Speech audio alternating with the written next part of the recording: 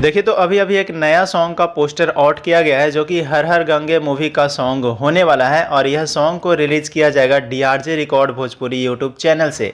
यहाँ पे आप देख सकते हो एक पोस्टर जिसके अंदर पवन सिंह का नया सॉन्ग का चर्चा किया गया है और इस सॉन्ग का नाम है झमकौला से होई।